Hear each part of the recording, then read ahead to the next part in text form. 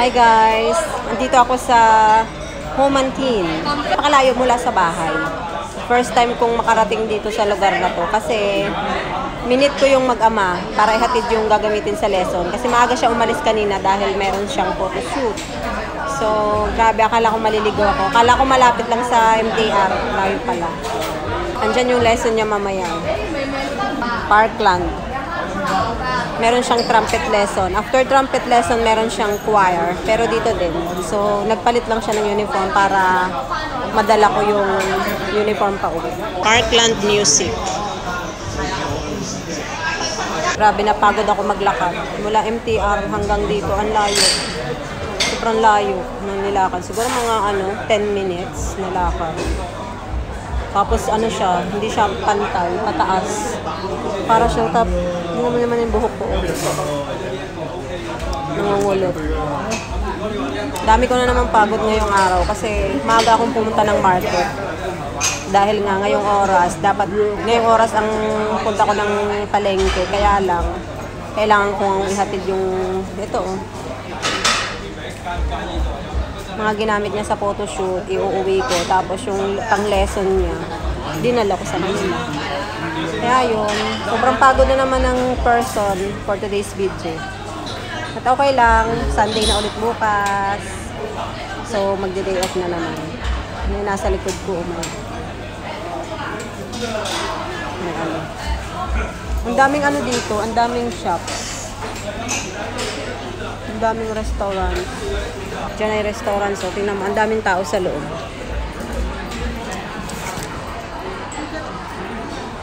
Ang daming kumakain. Lunch time kasi.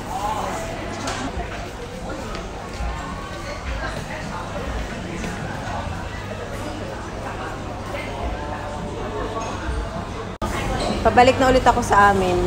Pinakita niya pa sa akin yung place kung saan naglalaro daw muna siya pagkatapos ng trumpet niya. Naglalaro siya for a while bago siya pumunta sa kanyang choir. At gusto niya, antayin ko pa siyang matapos yung kanyang trumpet bago ako umuwi. Isang oras pa yun. Magkwentuhan kami ni Sir. Diyos ko. Sabi ko, uuwi na ako. Next time ko na lang siya sasamahan. Lakad na ulit ako. Grabe. Masyadong bundok. Nasa bundok siya. Tingnan mo.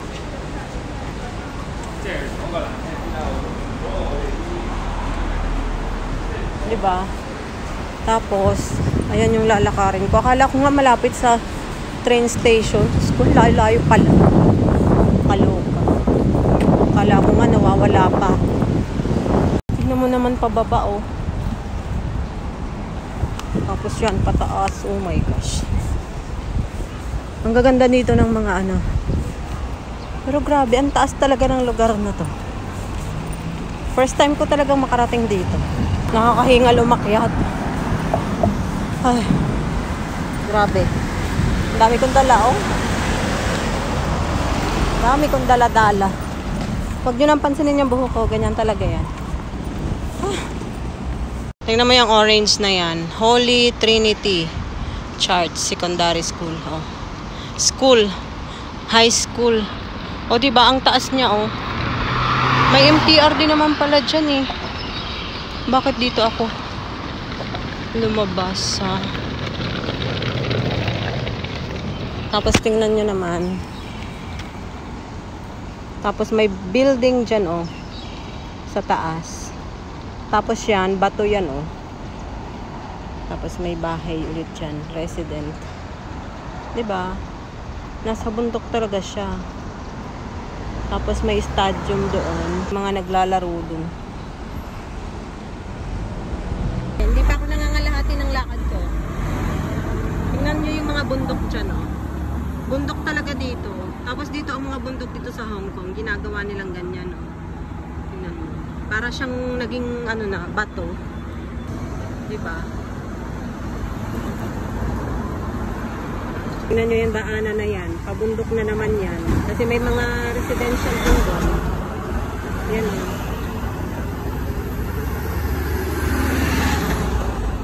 Pabundok na naman siya, diba? Dito, merong ginagawa. May construction. Daming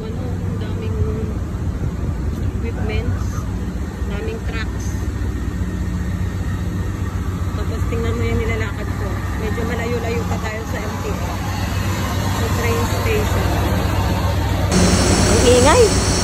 Medyo malapit na ako sa MTR station. Medyo malayo-layo talagang lakarin ko.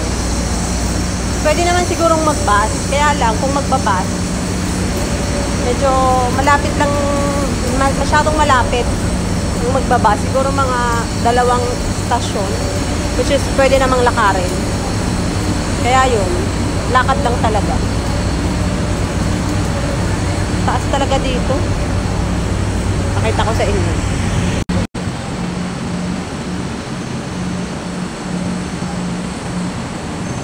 Tapos dyan naman sa kabilang side, may ginagawang bagong mga building. Residential yan sigurado.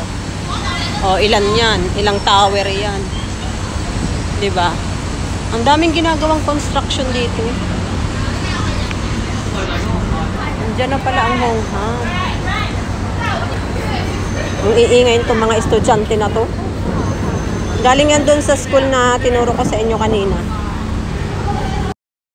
Pupunta na tayo ng MTR. Malapit na. Papasok tayo dyan sa elevator. Then, bababa tayo. Going down, 往下。